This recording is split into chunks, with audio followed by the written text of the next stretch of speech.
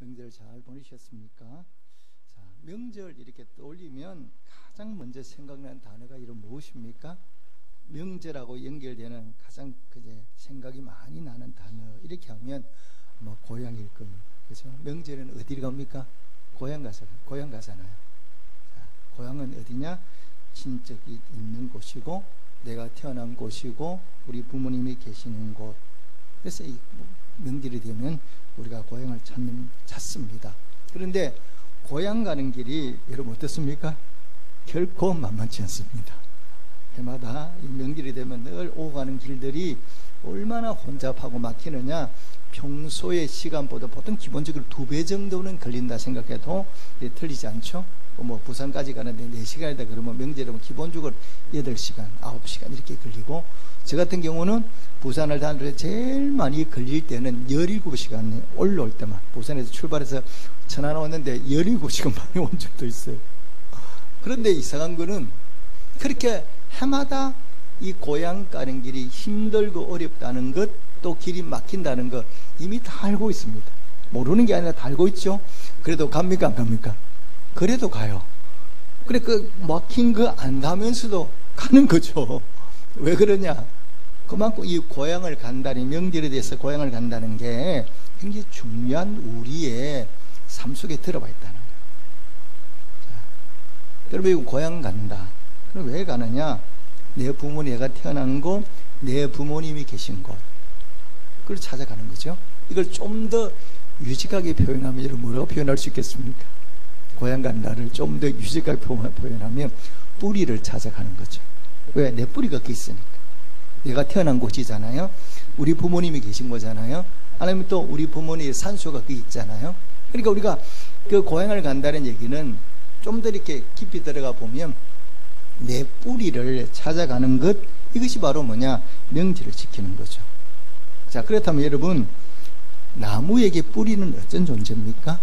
우리가 뿌리 이렇게 말할 때는 보통 나무를 보고 얘기하지 않습니까? 뿌리는 어떤 존재냐 그러면 나무의 가장 중요한 존재가 뿌리예요. 왜 그렇습니까? 잎이 조금 모자라도, 가지가 좀 적어도 나무는 살거든요. 그런데 뿌리가 잘려지면 어떻게 됩니까? 나무는 죽잖아요. 그냥 상관없이 뿌리가 잘려서 때리면 그냥 죽게 돼 있어요. 그리고 뿌리가 깊지 않으면, 평소에는 괜찮은데 바람이 심하게 불었다, 그리고 뿌리가 깊지 않으면 나무는 어떻게 됩니까?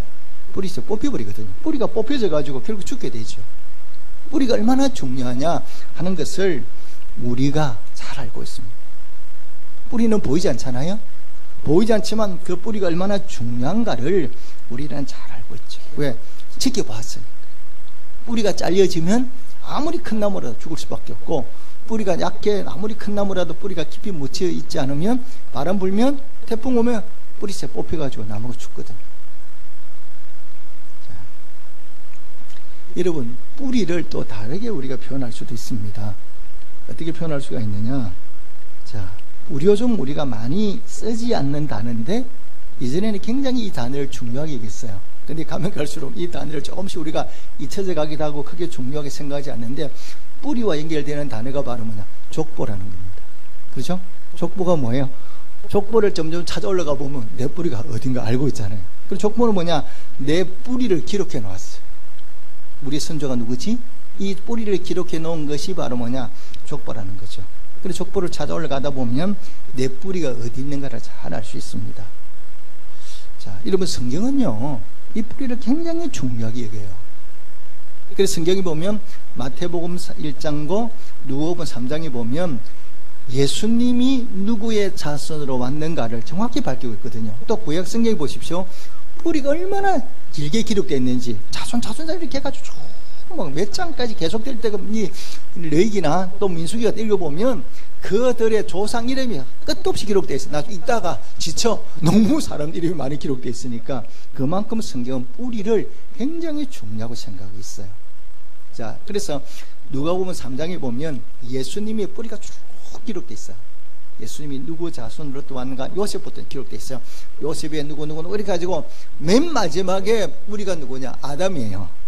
근데 맨 마지막에 인간이 뿌리를 찾아 올라가면 아담이 맨 마지막 인간이죠. 제일 최초 인간이 아담이고, 아담이 누구다 이렇게 나오거든요.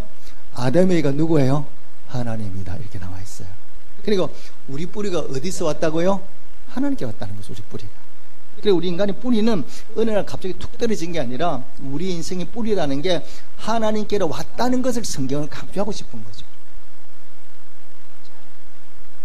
그래서 우리에게 이 뿌리가 어디서 왔는가, 이것을 성경은 우리에게 굉장히 강조하고 있고, 그래서 유대인들은, 우리는 명절이 되면 고향으로 가지만 유대인들은 명절이 되면 어디로 가요?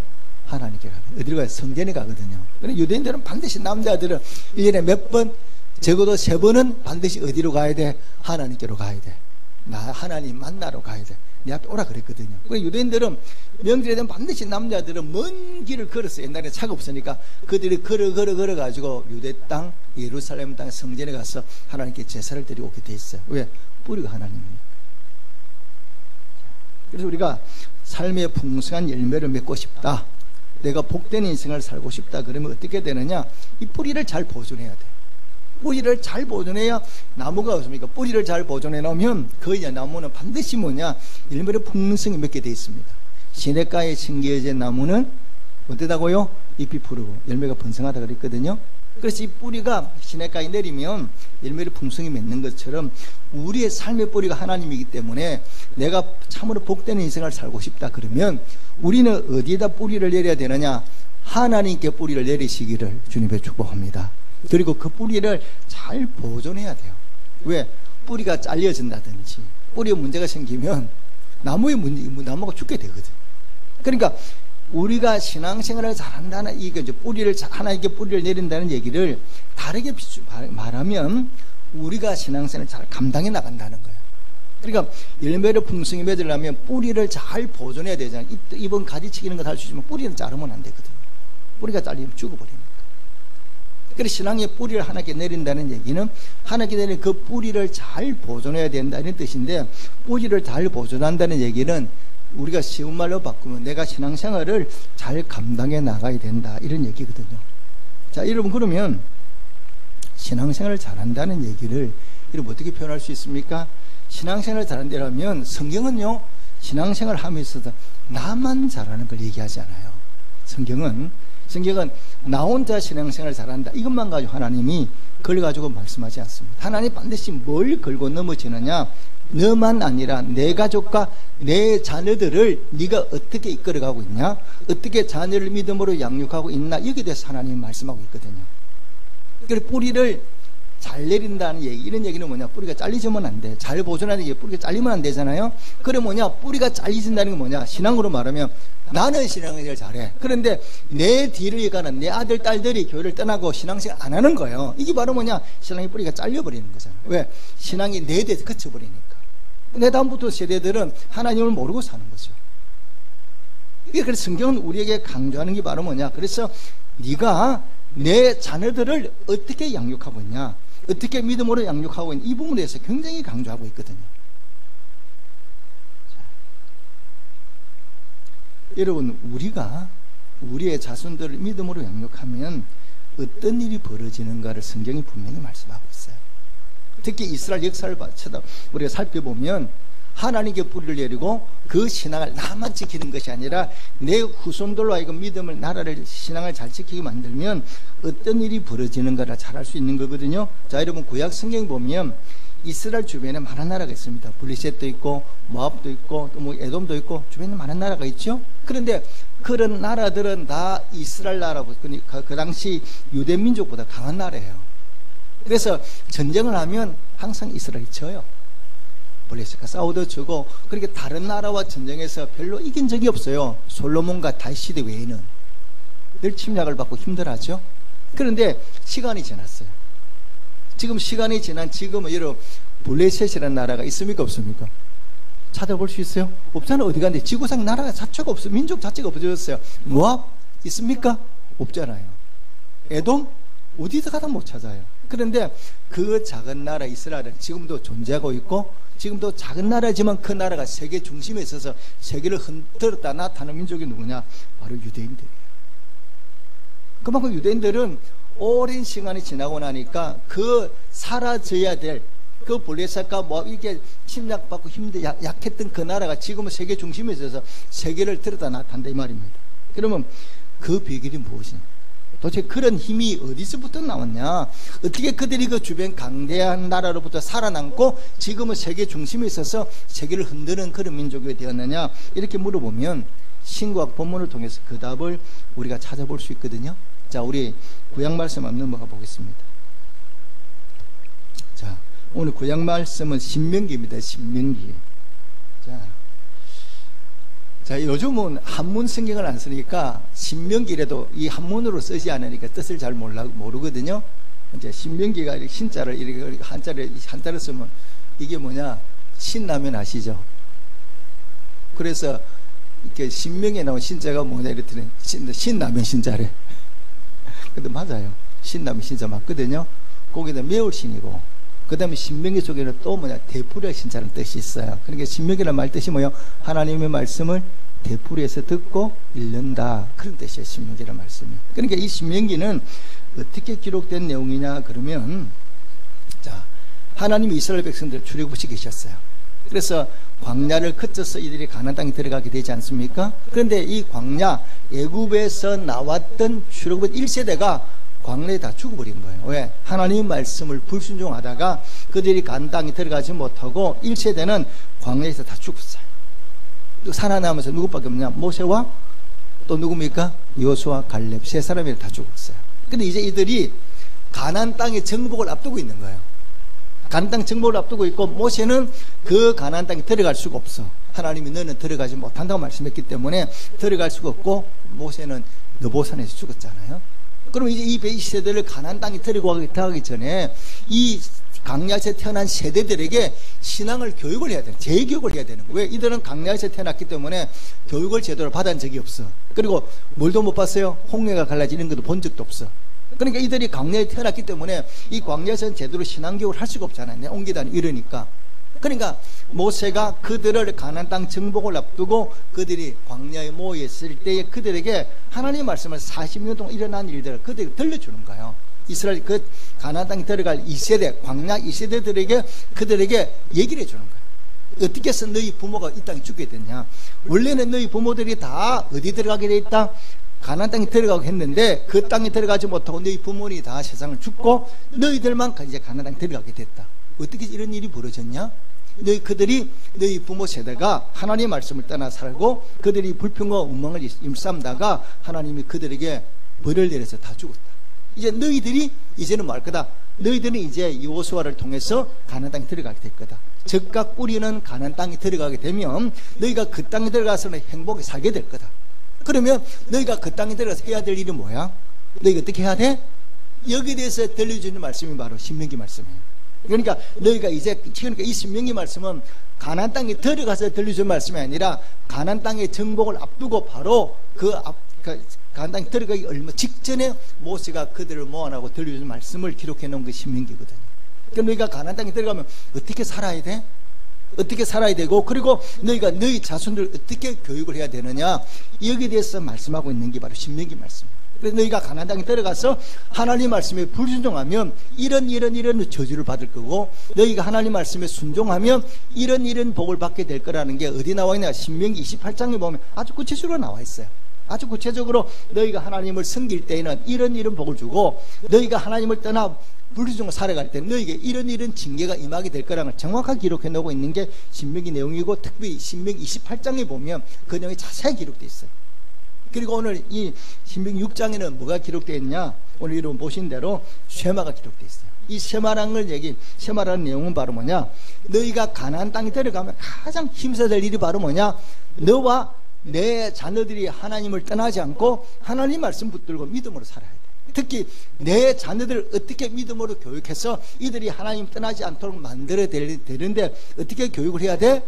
이렇게 물어보니까 이 세마에는 이 말씀을 축약해서 아주 딱 압축해서 이 말씀을 자녀 교육에 대해서 들려주고 있는 말씀이 바로 세마의 말씀이거든요. 자, 그래서 이 세마에 보면 이 세마 6장에는 이 6장 4절부터 9절까지가 세마예요. 오늘 우리가 1절부터 읽었는데 4절부터 9절까지 말씀이 쉐마라는 말씀인데, 이 쉐마라는 말씀이 이스라엘 백성들을 자손을 교육할 때 실제적으로 지침이 되는 말씀이 이 쉐마에 기록되어 있죠. 자, 여러분 보십시오. 이스라엘 백성들이 2000년 동안 나라가 없었어요. 그들이 하나님 말씀을 순종하지 않음으로 인하여, 뜻단함으로 인하여 예수님을 배척함으로 인하여 그들이 2000년 동안 나라가 없이 나그네로 살았거든요. 그러니까 2000년 동안 나그네로 살았어요. 이 나라 전화 흩어져가지고 그들이 핍박받으면서 살았어요. 유대인들은 그 2000년 동안에 어디 가도 대접 한번 제도를 받지 못했던 민족이 누구냐? 유대인들이에요. 그리고 650만 수많은 사람이 가스실에서 벌거벗은 모습으로 죽었어요. 그런데 2000년 동안 나라가 없음에도 불구하고 그들이 민족은 그대로 유지하고 있는 거예요. 민족의 정체성은 그대로 살아서 유대인이란 이 정체성은 없어지지 않고 지금까지 이어져 내려오고 있죠. 여러분, 이게 얼마나 힘들고 어려운 일인가 한번 생각해 보십시오. 자, 여러분, 중국이라는 나라는 무슨 족입니까? 중국이 원래 족속이 무슨 족속이에요? 중국은 한족이죠. 한족. 그죠? 한족이라는 나라가 한나라 할 때 한나라에서는 그 한족이 중국의 원래 민족이거든요. 그러면 명나라까지는 한족이었어요. 그런데 이 청나라는 누가 만든 나라예요? 만주족. 우리가 국사를 배우면 여진족 나오잖아요. 세종 때 세종이 여진족을 정벌해서 우리나라 그 도만강 암록의 사군육직을 개척했다 이렇게 나오잖아요. 국사에 보면. 근데 그 여진족이 바로 뭐냐? 만주족이거든요. 근데 그 만주족들이 힘을 얻게 되면서 명나라를 없애버린 거예요. 명나라를 없애버리고 명나라를 대신에 세운 나라가 뭐예요? 청나라예요. 그래, 청나라는 한족이 세운 나라가 아니라 우리가 옛날에 말하는 오랑캐라고 말하는 여진족이 세운 나라예요. 이 나라가 청나라거든요. 그래, 청나라가 나중에는 중국 한족을 멸하고 자기 부하를 속속으로 만들고 청나라가 주인이 된 나라가 바로 중국인데, 자, 지금은 또 중국의 족속이 누구예요? 한족이에요. 청나라는 어디 갔는지도 없어. 만주족은 사라져버렸어요. 그러니까 만주족의 족속 자체가 이 땅에 존재하지 않는 거예요. 왜? 한족의 동화가 돼가지고 없어져 버렸거든요. 중국을 다스리는 그런 만주족도 시간이 지나니까 지금 역사 속에 사라져버리고 없어요. 그런데 그 조그만 나라 유대인들은 지금도 이전 나라가 없음에도 불구하고 그들이 그 민족의 동질성을 지키고 있다가 2000년 지나고 나니까 나라를 다시 되찾았어. 잃어버린 나라를 되찾아가지고 다 찾아서 그들이 다시금 세운 나라가 지금의 이스라엘 나라예요. 여러분, 대단하지 않습니까? 2000년 동안 나라도 없었는데 그들이 땅도 없지만 그 민족의 정체성을 그대로 유지하고 살았거든요. 그러면 그 힘이 어디로부터 왔어요? 딱 한 가지요. 뭐예요? 교육이에요. 신앙교. 믿음으로 교육했거든요. 그래서 이 세마의 말씀을 그대로 지켜 행했어요. 그들이 이 세마가 말씀하는 내용을 실제로 그들이 지켜 행했거든요. 자, 그럼 세마는 어떤 내용이냐 보면 간단히 말하면 이 세마라는 얘기는 히브리 말로 무슨 말이에요? 우리말로 번역하면 들으라는 뜻이에요.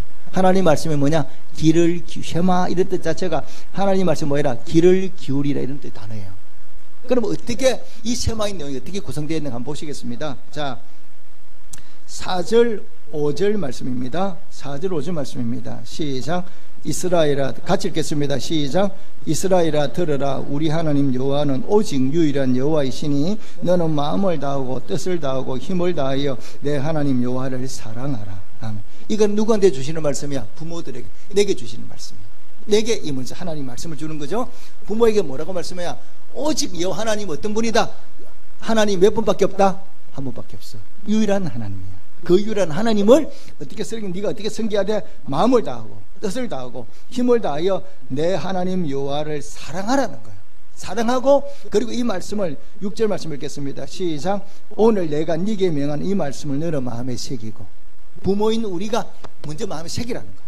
내가 너에게 주는 이 말씀을 네가 먼저 마음에 새기고 하나님을 온전히 사랑해라는 거예요. 온전히 사랑하고 그 다음에 네가 할 일이 바로 뭐냐? 내 자녀에게 가르치라는 거예요. 이 하나님을 가르치는데 어떻게 가르쳐야 돼? 자, 7절 읽겠습니다. 시작. 내 자녀에게 부지런히 가르치며 집에 앉았을 때든지 길을 갈 때든지 누워있을 때든지 일어날 때든지 이 말씀을 강론할 것이며. 자, 여기 보니까 집에 앉았을 때도 길을 갈 때도 누워있을 때도 일어날 때도 가르쳐야 돼. 그러면 어떻게 해야 돼요? 대충 해요? 열심히 해요? 그죠? 대충 하지 말라는 거죠. 부지런히, 그러니까 성경은 부지런히 열심히 신앙교육을 하라는 거예요. 그러니까 어떻게 가르쳐? 대충 이게 아니라 실제로 네 삶의 중심에 하나님을 놓고 내 자녀에게 부지런히 하나님을 가르치라는 거예요. 이게 하나님이 그들에게 주시는 자녀 교육의 강령이에요. 그리고 또 읽겠습니다. 8절 9절 말씀 읽겠습니다. 시작. 너는 또 그것을 내 손목이며 기호를 삼으며 내 미간에 붙여 표를 삼고 또 내 집 문설주와 바깥문에 기록할지니라. 이 말씀을 문에다 써붙이라는 거야. 기록하라는 거야. 다 이 말씀을 기록하고, 그러니까 들어가면 나오면 뭐야? 보아라 이 말입니다. 그리고 또 뭐냐? 이 경문이라고 말하고 있거든요. 조그마한 상자를 만들어요. 이 유대인들이 조그마한 상자를 만들어서 이 쉐마의 말씀을 종이 인쇄를 해가지고 또로 말아가지고 그것을 그 상자 안에 보관을 하는 거죠. 보관을 하고 끈을 달아가지고 때로는 뭐냐? 이마에다 붙여야 돼. 메고 다녀야 돼. 그리고 손목에도 매야 돼. 제가 다음에 기회가 되면 보여드릴게요. 이 PPT를 보여드릴 텐데, 그 태풀이라는 경문이나 상자를 만들 그걸 갖다 손목에 매야 돼. 이 말씀대로 매고, 머리도 이게 뭡니까? 매가지고 실제로 내 자녀를 이렇게 가르치라는 거예요. 그러니까 유대인들은 뭐냐면 이 말씀을 그대로 실천을 한 거예요. 그러니까 대충 자녀를 가르치는 게 아니라 이 말씀대로 자녀를 실제로 이 태풀이 경문을 붙여가 매고 손목에 매고 문들이 기록하고 실제로 부지런히 가르쳤어요.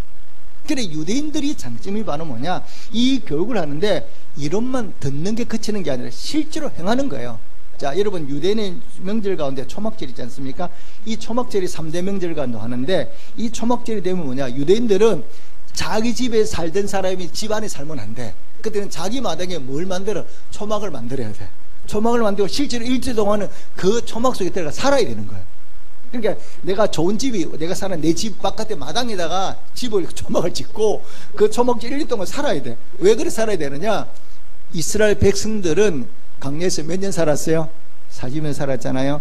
그리고 광야에 40년 사는 동안 그들은 그 속에 뭐하고 살았어요? 텐트 지고 살았거든.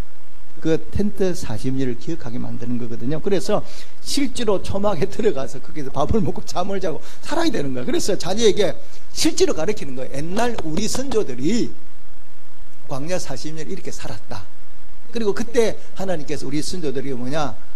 낮에는 밤마다 우리의 뭘 보여주셔서 만나를 주셨고, 낮에는 구름 기둥으로, 밤에는 불기둥으로 지켜주셨고, 매출하게 주셨어. 샘물나게 하셨어. 이거 먹고 살았어. 이거를 입으로만 가르치는 게 실제로 초막을 짓고 일주일은 그 살아야 되는 그 속에서. 그럼 유대인들이 사는 거예요. 그리고 유대인들이 목숨을 거는 게 뭐냐 그러면 예배거든요. 유대인들은 예배를 정말, 그러니까 성경이 뭐 안식일을 뭐요? 거룩하게 지키라 그러잖아요. 그럼 유대인들은 안식일을 지켜요. 유대인이 지금도 어떻게 지켰냐 그러면, 유대인들은 그렇다네요. 율법에 2km 이상을 걸으면 율법을 범하는 거래요. 그러면 얼마까지는 걸을 수 있어? 2km는 걸을 수 있는 거야. 그러면 그들이 이제 주일 되면 어디를 가야 돼요? 예배드리러 가야 되잖아. 그들은 이제 예배드리는 회당이라 그러거든. 요즘은 회당에 가서 예배를 드리잖아요. 근데 그때 자기 유대인이 사는 곳만 회당을 다 만들어, 유대인들은. 그 이제 시나고라 그러는데, 그거는 그 회당에서 2km가 떨어지면 뭐 하는 거예요? 예배드리러 가는 게 주일을 범하는 게 되는 거예요. 그러니까 어떻게 살아야 돼? 회당 중심으로 2km 안에 살아야 된다네요. 그러면 그래서 이 유대인들이 그 법을 아니까 전세업자 이런 집 사람들이 엄청나게 비싸게 받는 거야. 해당 주변의 땅 집값을. 그럼에도 불구하고 그렇게 산다는 거예요. 왜? 지켜야 되니까. 이게 유대인들이에요. 그러니까 하나님의 법을 지키는 걸 굉장히 이걸 갖다 열심을 내고 그 말씀대로 사는 거거든요. 제가 문제가 한번 그 바이블 루트라는 그 프로그램을 보면서 유대인들 집안에 들어가서 이제 이렇게 얘기 나누고 봤는데 정말 놀랐어요. 유대인들은 음식을 굉장히 구별해 먹거든요. 그래가지고 숟가락, 젓가락도 학교 음식을 먹을 때 따로따로 써야 돼요. 성경이 말하는 음식을, 이 음식을, 그러면 그걸 다 숟가락도 따로따로 보관해. 이 음식을 먹을 때 이 숟가락을 써야 되는 거야. 그렇게 그대로 지키는 거, 사람들. 이렇게 그들이 믿음을 하나님 말씀 붙들고 지켰더니 오늘 이 유대인들이 세계 중심에 서잖아요. 이러면 전 세계, 지금도 전 세계를 흔드는 사람이 누구예요? 다 유대인들이거든요. 국적은 미국 사람이 영국 사람 같은데 보면 다 유대인들이에요. 우리가 말하는 세계적인 사람, 아는 사람, 뭐 영화 배우부터 시작해가지고 뭐 유명한 뭐 영화 감독, 우리가 잘 아는 유명한 사람 이름 뭐예요 그거? 스티버그인가? 그분도 유대인들이고. 뭐 우리가 말하는 아는 사람, 뭐 유명한 배우, 그다음 음악가, 뭐 과학자, 뭐 다 우리가 다 유대인들이에요. 그들은 어릴 적부터 이 교육 중심, 유대인 하나님 말씀을 철저히 가르쳐요. 그러니까 유대인의 피가 그대로 지금 흘러내려가고 썩지 않고 그대로 보존돼 나가고 그들을 통해 세계 역사가 달라지는 거죠.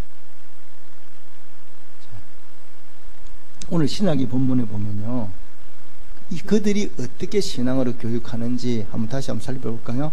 자, 신약 본문 한번 보겠습니다. 자, 신약 본문에 보니까 오늘 신약에 본 주인공이 누구냐? 디모데라는 사람이죠. 디모데 후서니까. 이 디모데는 누구냐? 그러면 이 디모데는 사도 바울은 결혼하지 않았잖아요. 총각이잖아요. 평생 독실히 살았잖아요. 그런데 믿음으로 난 아들이 누구냐? 디모데예요. 이 디모데를 굉장히 사랑해요. 이 디모데가 얼마나 대단한 인물이냐 그러면 보십시오. 우리가 신앙의 원조가 하나님 예수님이에요. 예수님 그 다음에 뒤를 잇는 사람이 사도 바울이야. 그리고 사도 바울을 뒤를 잇는 사람이 누구냐? 디모데거든요. 그러니까 신앙의 계보가 예수님, 사도 바울, 디모데 이렇게 흘러가고 내려가고 있거든요. 그래서 바울을 사도라 그러고 바울 다음의 세대를 속사도를 그러는데 이 속사도는 누구냐? 디모데예요. 그러니까 성경 주인공이 되잖아요. 이 디모데는 어떤 사람이냐 그러면 이 바울이 성경을 3번 다니잖아요. 1차, 2차, 3차에 다니잖아요. 전 세계 3차를 다니면서 복음을 전하는데 2차 여행 때 루스드라는 지방을 갔어요. 루스드라는 지방을 갔는데 그 지방에 가니까 얼굴은 못 봤는데 사람들이 굉장히 칭찬하는 거예요. 청년 하나를. 이 디모데는 나이가 안 많은 젊은 청년이었어요. 청년인데 그 루스드라 사는 사람들이 다 이 디모데를 칭찬을 하는 거예요. 그러니까 바울이 디모데가 궁금하죠. 누가 저렇게 칭찬하는 청년이 누가 하고 만나본 거예요. 만나보는 청년이 누구야? 디모데야. 근데 실제로 만나보니까 참 청년이 괜찮은 거예요. 마음에 쏙 드는 거야. 그러니까 바울이 자기 양아들로 삼고 제자로 삼아서 복음을 전할 데리고 다니고 이렇게 일을 하거든요. 그렇게 자기 모든 믿음을 이 디모데에게 물려주는 거죠. 근데 디모데가 어떤 사람이 보니까 이 디모데 아버지가 헬라인이에요. 헬라인인데 엄마가 누구냐? 유대인이고 외할머니가 유대인이야. 그래 외할머니가 누구요? 로이스. 엄마가 누구야? 유니게. 그러니까 이 사람들이 이 디모데를 믿음으로 양육해 놓은 거예요. 양육해 놓으니까 이 바울이 디모데로 마음에 들어서 바울이 디모데를 들어서 세계주의 기독교 역사의 중심에 갖다 놓게 된 거예요. 누가 양육했다고요? 외할머니와 어머니가 어떻게 양육했다고요? 믿음으로. 한번 보시겠습니다. 5절 말씀을 읽겠습니다. 5절 말씀만 시작. 이는 내 속에 거짓이 없는 믿음이 있음을 생각함이라. 이 믿음 먼저 내 외조모 로이스와 내 어머니 유니게 속에 있더니 내 속에도 있는 줄을 확신하노라. 유대인들은 신앙의 핏줄을 모계로 잡는 거 여러분 아십니까? 우리는 핏줄을 부계로 삼잖아요. 유대인들은 안 그래요. 그러니까 엄마가 유대인이면 뭐야? 내가 유대인이 되는 거예요. 이제 결혼했어. 다른 사람하고 다른 민족 결혼했는데 어떻게 피가 흘러가냐 그러면 엄마가 유대인이면 나도 유대인이 속할 수가 있어요. 왜냐하면 신앙교육을 엄마가 하기 때문에 유대인들은 엄마의 신앙교육을 굉장히 소중하게 생각하거든요. 그러니까 디모데는 아버지는 헬라인이거든요. 그럼 원래 우리를 말해 헬라인이잖아. 근데 그렇게 안 치거든요. 유대인이 치거든요. 엄마와 외할머니가 유대인이니까. 그 엄마와 외할머니가 이 디모데를 믿음으로 양육해서 이 예수님께 쓰임받는 이런 인물이 됐다는 거예요. 자, 그럼 여러분, 우리가 자녀를 믿음으로 양육하는 것이 성경이 가르침이지 않습니까? 그럼 믿음으로 양육한다는 얘기는 뭐예요? 말씀과 기도로 양육한다는 얘기거든요. 말씀과 기도로 양육해. 그러니까 우리 자녀에게 하나님의 말씀을 가르치고 이들의 기도로 가르쳐서 이들이 하나님 말씀을 떠나지 않고 하나님 말씀 안에 성장이 만드는 거거든요. 그러면 우리가 믿음으로 양육한다는 얘기는 다르게 표현하면 뭐냐? 이 아이가 예배 가운데 자라게 만드는 거거든요. 말씀을 듣는 시간이 언제예요? 예배 시간이잖아요. 그리고 이 아이들로 하여금 뭐냐? 예배를 떠나지 않고 예배를 통해서 하나님의 믿음이 성장해 나가도록 올바르게 예배 드리는 법을 일찍부터 가르쳐서 얘들이 예배를 떠나지 않도록 만드는 게 믿음으로 교육하는 하나의 통로예요. 그 유대인들은 이렇게 얘기를 하죠. 우리는 안식일을 지켰고 안식일이 우리를 지켰다 이렇게 얘기하거든요. 그래 안식일은 뭐 하는 날이에요? 요즘 말은 거룩한 주일이잖아요. 안식일을 지킨다는 얘기는 뭐예요? 안식일은 뭐 하는 날이야? 예배드리는 날이거든. 그러니까 그들이 하나님에 달려나와서 예배드리거든요. 지금도 유대인들은 안식일 되면 아버지 아들 다 같이 똑같은 옷을 입어요. 까만 옷 양복 뒤에 술이 졸려 달린 옷을 입고 그다음 머리에 모자 키파라는 모자 쓰고 다 똑같이 부모 어린아이 함께 그냥 성전에 가 예배드리러 가요. 지금도 그래요. 유대인들은 예배드리는 옷이 따로 있어요. 술이 달린 까만 양복에다가 키파는 모자를 쓰고 유대인들은 예배드리러 가죠. 예배드리러 가면 예배 가운데 가장 중요한 게 바로 뭐 여러 가지 요소가 있지만 예배 가운데 가장 중요한 게 말씀을 듣는 거거든요. 그래, 예배 중심이 하나님 말씀이잖아요. 오늘도 우리가 예배 드리는데 예배 중심이 바로 말씀을 듣는 거 아닙니까? 말씀 들어오잖아요, 여러분들. 그럼 이 말씀을 듣는 게 얼마나 중요하냐 그러면 예수님이 이렇게 표현하세요. 예수님께서 말씀하셨어요. 빼앗기지 아니하겠다. 이게 말씀이거든요. 그러니까 자, 무슨 얘기입니까? 예수님이 나사로 집에 갔어요. 마르다는 음식하겠다고 정신이 없고, 그래서 동생 마리아 보고 도와달라고 얘기를 하죠. 그런데 마리아는 뭐 하고 있었어요? 예수님 앞에 딱 무릎 꿇고 앉아서 말씀을 듣고 있었거든요. 그러니까 마르다가 예수님 보고 동생 마리아를 내보내서 내가 음식 만드는데 도와달라고 해다 이렇게 도와달라고 예수님이 말씀하세요. 그랬더니 예수님이 마르다 보고 뭐라고 했어요? 마르다야, 마리아는 좋은 선택을 했으니 결코 빼앗기지 않겠다 그랬거든요. 그렇게 다르게 표현하면 예배 참석해서 말씀을 듣는 거는 빼앗기면 안 되는 거야. 절대 놓치면 안 되는 거야. 다르게 표현하면 양보하면 안 되는 거야. 그러니까 우리가 세상을 살아가다 보면 양보할 게고 양보하지 않을 게 있어요. 양보할 건 양보를 해야 되죠. 그런데 예배에 참석해서 말씀을 듣는 거는 양보하면 된다 안 된다? 안 된다는 거예요. 예수님이 그렇게 말씀하는 거예요. 예배 시간에 딴 생각하지 말고 말씀을 귀담아 듣는 게 얼마나 중요한 건가를 바르게 알고 이거는 절대 타협한다든지 양보하든지 이런 대상이 안 된다는 거예요. 반드시 예배는 드려야 되는 거고 예배 시간에 참석해서 하나님의 말씀을 듣는 것이 얼마나 중요한 것인가를 이 예수님이 말씀하고 있는 거예요. 예배는 다른 거 바꾸면 된다 안 된다? 절대 안 된다는 거예요. 이걸 여러분 꼭 마음에 새기고 예배를 여러분 삶의 중심에 놓으시기를 주님의 축복합니다. 여러분 미국이라는 나라가 어떻게 만들어졌어요? 제가 미국이라는 나라 만들어진 별거 없습니다.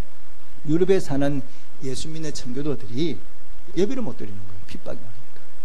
그럼 우리가 어디 가서 마음 놓고 예배 드리면 살아요. 우리가 올바르게 하나 예배 드리면 살고 싶은데 예배를 못 드리고 핍박을 하니까 우리가 하나님이 어딘가 우리를 위해서 마음 놓고 예배 드릴 수 있는 땅을 예배에 넣었을 거다. 그 땅을 찾아 떠나자.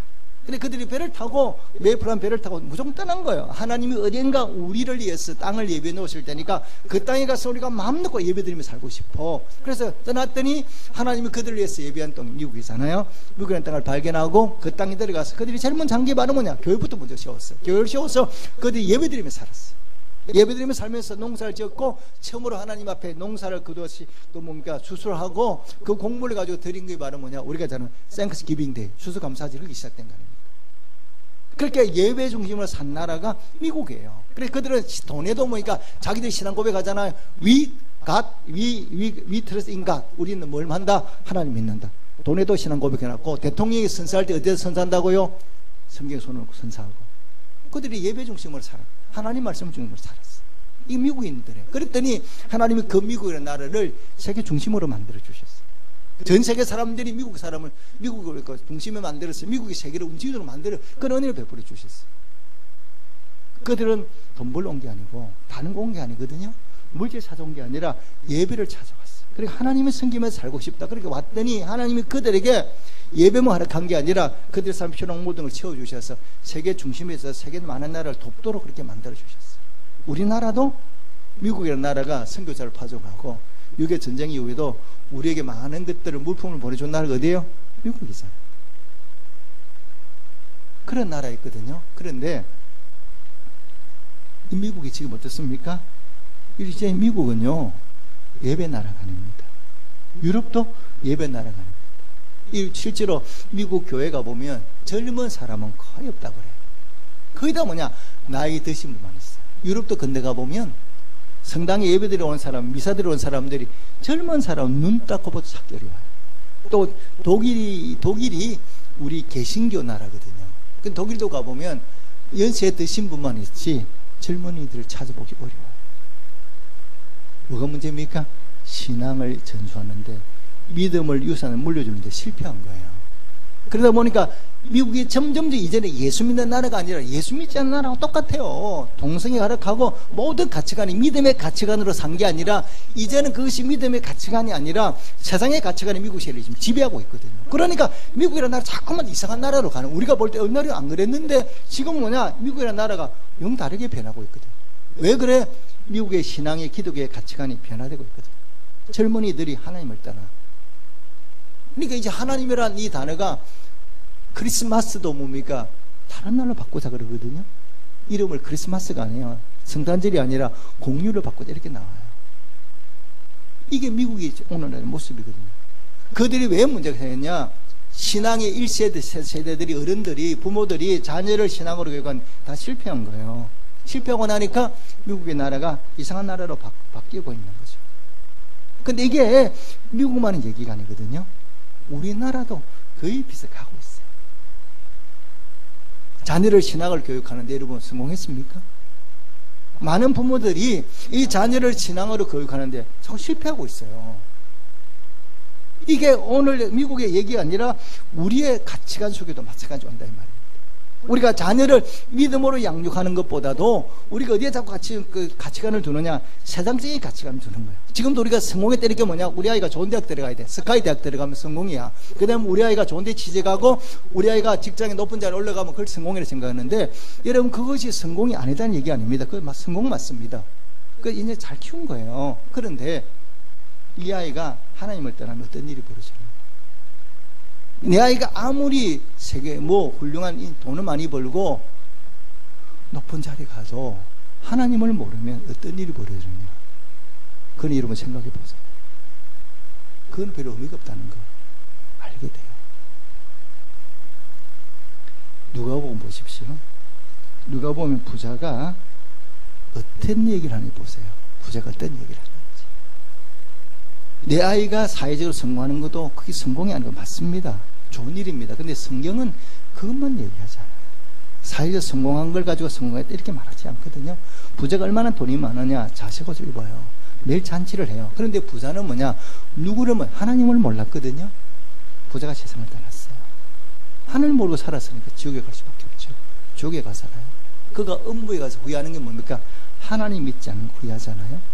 그리고 얼마나 뜨거운 곳인가? 그 물 한 컵도 아니고 물 한 방울을 찍어서 내 혀를 선택해 달라 그러거든요. 그러니까 그 많은 재산이 물 한 방울보다도 못하잖아요. 그래서 못하잖아요. 그리고 그 부자가 뭐라고 합니까? 나는 하나님이 이 천국과 지옥인지 몰랐다는 거예요. 여기 왔지만 이 땅은 아직도 내 형제들이 살고 있다. 그들만은 이곳에 오지 않도록 천국에 가도록 너처럼 나사로처럼 천국에 갈 수 있도록 어떻게 해달라? 이 예수를 믿게 해달라고 부탁하잖아요. 지옥에 있는 부자 후회하는 게 뭐야?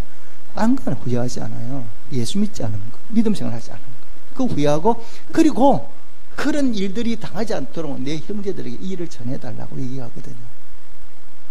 천국에는요 아무리 돈을 많이 가져가도 천국과 지옥은 돈이 필요 없습니다. 그러니까 천국 지옥 못 갑니다. 그리고 우리는 어리석다고 표현을 가끔 하잖아요. 그러면 우리가 어리석다고 말하는 것과 하나님이 어리석다고 말하는 건 굉장히 차이가 나요. 우리는 똑똑하고 돈 벌고 이렇게 하면 부자 되면 열심히 살면 어리석다고 말 절대 안 하거든요. 그래서 성경은 그렇게 표현하지 않아요. 한 사람이 열심히 일을 했어요. 농사를 지은 거죠. 농사 지어서 농사가 열심히 농사가 잘 된 거예요. 근데 곡간을 또 늘려가지고 곡식을 팍팍 잴 만큼 열심히 했으니까 곡식이 농사가 잘 되는 거죠. 요즘 말하면 열심히 공부하고 열심히 노력해가지고 회사에 높이 올라간 거예요. 사회적으로 성공했어요. 그때 그 부자가 뭐냐? 아, 이제 내가 불만큼 버렸다는 거죠. 불만 버리기 이제는 뭐냐? 내가 실컷 먹고 마시고 즐거워야지 이렇게 말했다는 거예요. 그랬더니 하나님이 그 부자 보고 뭐라고 말씀하셨다고요? 뭐라고 부르셨어요? 부자를 볼 때 거기에 시작 어리석은 자예요 이렇게 말씀했어요. 우리는 똑똑하잖아요. 성공했잖아요. 그거 어떻게 어리석어? 우리 말로는 우리 가치는 이해가 안 되는 하나님은 뭐라고 말씀하냐? 어리석은 자여 이렇게 말했어요. 하나님 그 다음에 이렇게 말씀해요. 그래 그러면 오늘 밤에 내가 네 생명을 거두어 가면 이 많은 것이 누구 것이 된다고요?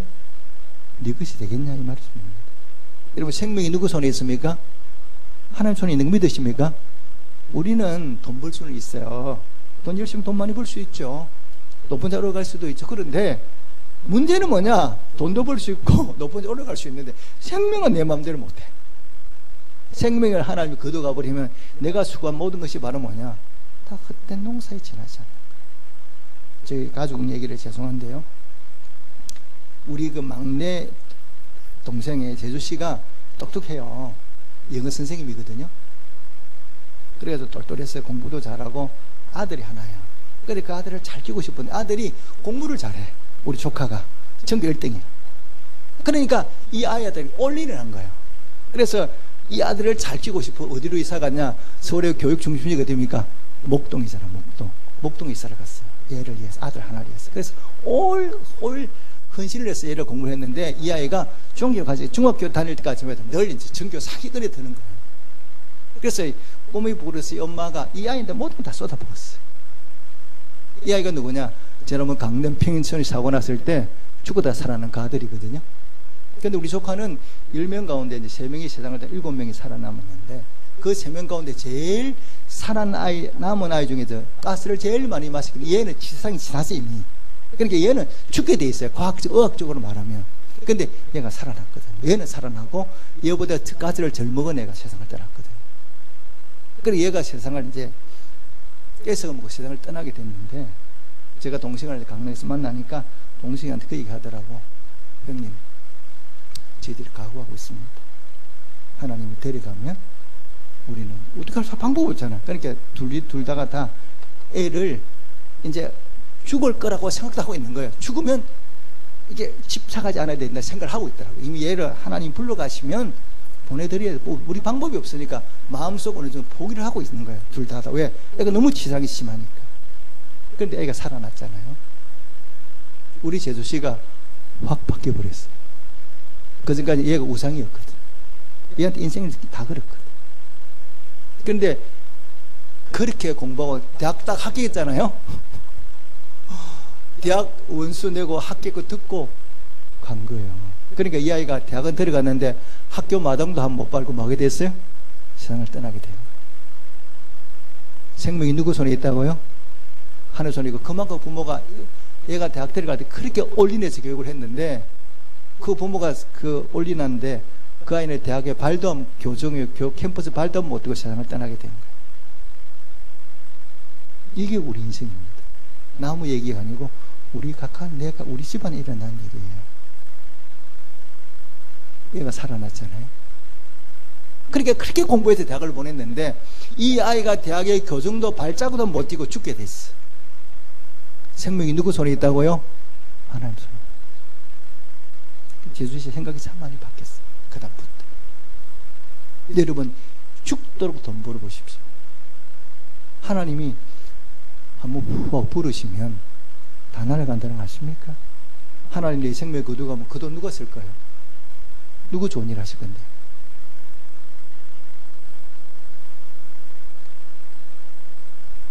우리의 생명이 내 손에 있는 것이 아니라 하나님 손에 있는 것을 바르게 하셔야 돼요.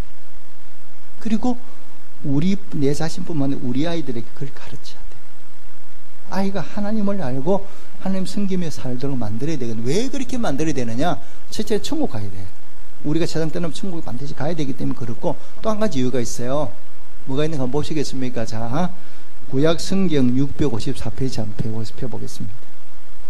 구약 성경 654페이지 역대상 29장 보겠습니다. 구약 성경 654페이지입니다.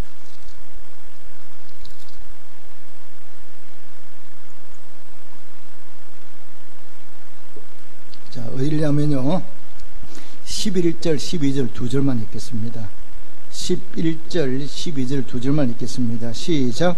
여호와여, 위대하신가 권능과 영광과 승리와 영이 다 주께 속하여 싸우니 천지에 있는 것이 다 주의 것이로 소이다. 여호와여, 주권도 주께 속하여 싸우니 주는 높으사 만물의 머리이심이니이다. 부와 기가 주께로 말미암고 또 주는 만물의 주제가 되사 손에 근시와 능력이 싸우니 모든 사람을 크게 하신가 강하게 하심이 주의 손에 있나이다. 아멘. 이게 보니까 주권도 하나님 있고, 위대함도 위대하게 만드는 건 하나님께 있고, 능력이 하나님께 있어. 그 다음에 또 뭐가 있어요? 부와 기가 누구로부터 온다고요? 하나님께로부터. 크게 만드는 것도 누구 손에 있다고요? 위대한 사람은 하나님 손에 있는 거예요. 여러분 보십시오. 내가 우리 아들을 막 서울대 보내, 열심히 노래. 그런데도 길이 안 열려. 내가 서울대를 나왔는데 길이 안 열려. 그러면 서울대 나면 보람이 있습니까? 없습니까? 별 의미가 없는 거예요. 나는 온몸을 든지 이 아이를 길을 키웠는데 하나님이 이 아이를 길을 안 열어주시는 거예요. 그럼 무슨 의미가 있어요? 별로 의미 없잖아요. 좋은 대학을 안 나왔는데 하나님 들어 쓰시면 이 아이가 더 큰 인물이 되는데 어느 쪽을 선택하시겠네. 잘 보세요.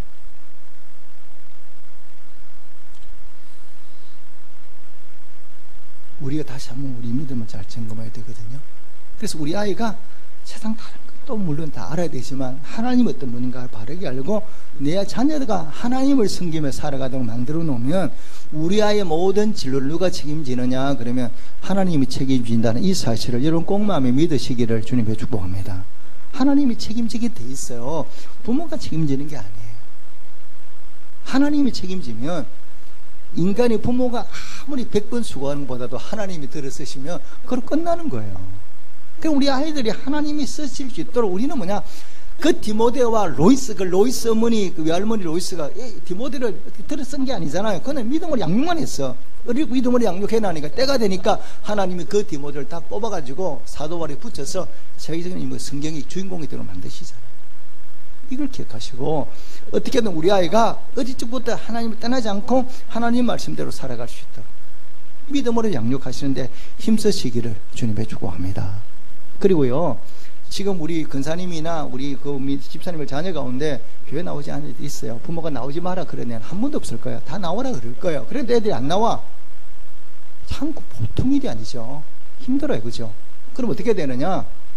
하나님이 부르신 사람은 절대 포기하지 않습니다. 하나님 버리지 않습니다. 그걸 바르게 알고 꾸준히 뭐냐, 이 아이가 다시 하나님 돌아올 수 있도록 기도하시기를 주님께 축복합니다. 기도하면 때가 되면요, 하나님이 부르신 사람은 하나님이 버리지 않습니다. 내가 꾸준히 기도하면 반드시 하나님을, 지금 당장은 하나님 떠나 살지만 얘가 어떤 방법을 통해서 어떤 길을 통해서 하나님, 이 아이가 다시금 하나님 돌아와서 믿음으로 살아갈 수 있도록 하나님 반드시 만들어 주셔요. 그리고 잊지 말고 믿음을 포기하지 말고 기도하시라는 거예요.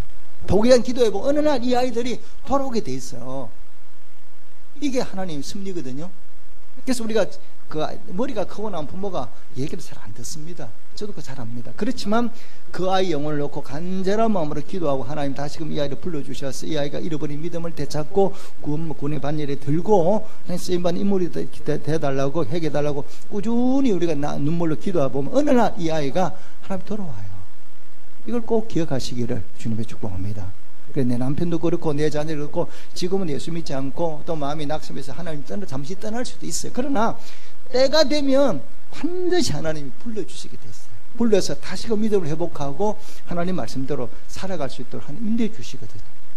그래서 우리가 제일 중요한 믿음을 잊지 말라는 거예요. 믿음을 잃지 말고 하나님께 끈을 하나님께 두고 그 하나님 앞에 간절히 기도하면 믿지 않는 가족들도 믿고 신앙을 떠났던 내 자녀들도 다시 하나님 돌아와서 나중에 이 아이들이 그렇게 고백하는 거예요. 엄마가 기도해서 내가 다시 하나님께 돌아오게 돼서 너무너무 감사하다.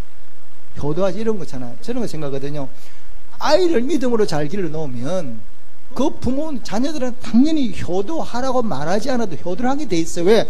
내가 하나님을 만났는데 어떻게 부모를 안 섬겨요? 내 부모를 공개하라고 성경이 말씀하고 있는데, 내 부모를 공개하라고 성경이 말씀하고 있는데 어떻게 내가 부모를 공개하지 않을 수 있습니까? 그래서 하나님이 그렇게 가르쳤잖아요.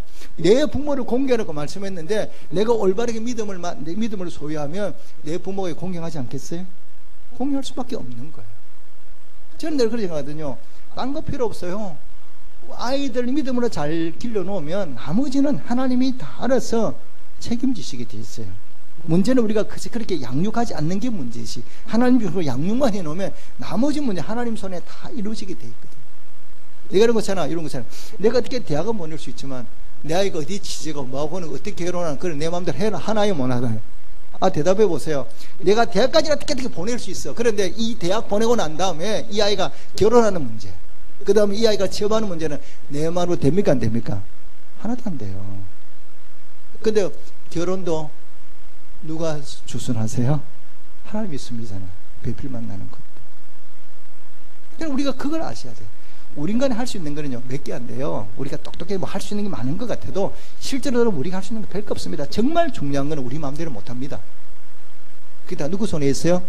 하나님 손에 있어요. 이걸 기억하셔야 돼요. 그래서 우리가 하나님 주권을 인정하고 하나님 의지하고 살아갈 때 하나님께서 우리의 삶을 보시면서 내가 달라고 말하지 않아도 하나님이 주시게 돼 있어요. 내가 달라고 말하지 않아 하나님은 우리에게 주시고 싶어하는 분이기 때문에 내가 하나님 말씀대로 살면 달라고 말하지 않아도 하나님이 반드시 주신다는 이 사실을 마음에 새기시기를 주님의 축복합니다.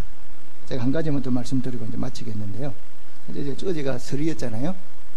이제 저는 이제 토요일, 어디가 토요일이니까 저는 설교 준비를 또 해야 되잖아요. 그래서 저는 종일 교회에 있었어요. 그래서 이제 교회가 이제 그저께 계속 교회 있는데, 나보니까 김규대 전사님이 차가 와 있는 거예요. 그 마당에. 김규대 전사님은 자기 부모님 항상 이렇게 임실이 자기 외갓집인데 외갓집에 늘 가거든요. 제가 알고 있거든요.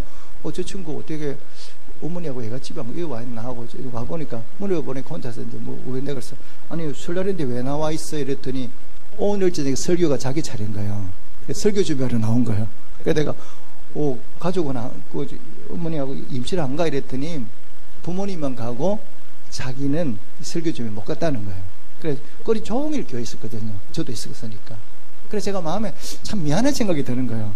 김석현 목사님 자기 가지 왜 또 시켜가지고 얘들 시키고 못 가는 데가 좀 마음속에 괜히 김 목사님한테 좀 그런 생각이 드는 거야. 고향도 못 가고. 그래서 제가 이제 마음에 되게 미안한 거예요. 뭐 내가 시킨 게 아닌데 내 마음에 미안한 생각이 들어서 어떡하면 좋아.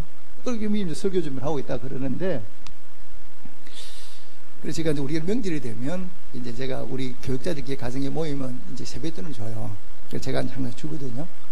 근데 내가 이제 마음속에 뭔가 주고 싶은 생각이 드는 거예요. 이제 이렇게 하니까. 우리 교육선사님, 우리 이제 김 목사님 항상 열심히 교회를 섬기니까 제가 이 친구들은 늘 뭔가 주고 싶은 마음이 있어요.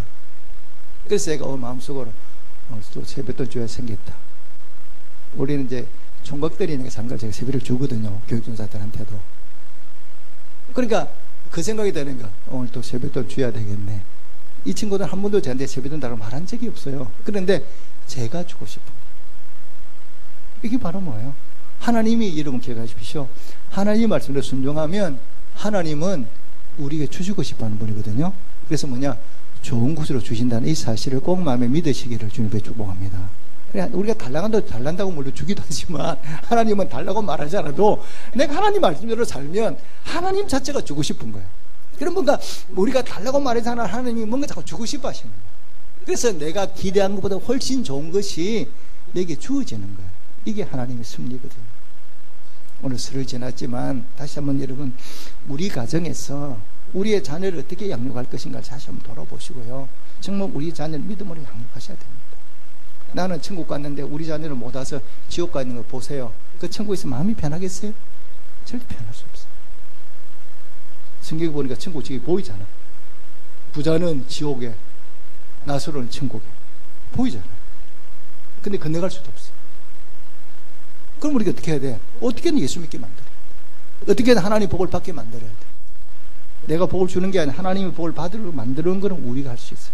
기도해서 말씀으로 양육해서 이 아이들이 하나님을 떠나지 않고 잘 자라서 하나님 기약에 쓰임받고 하나님 주신 복을 받으며 살아갈 수 있도록 다시 우리 신앙을 점검하고 하나님 말씀대로 자녀를 잘 양육하고 믿음을 지켜 행하여 하나님 주시는 복과 은혜를 풍성히 받아 누리시는 우리 모든 성도들이 되시기를 주님의 이름으로 축복합니다. 아멘. 기도하겠습니다.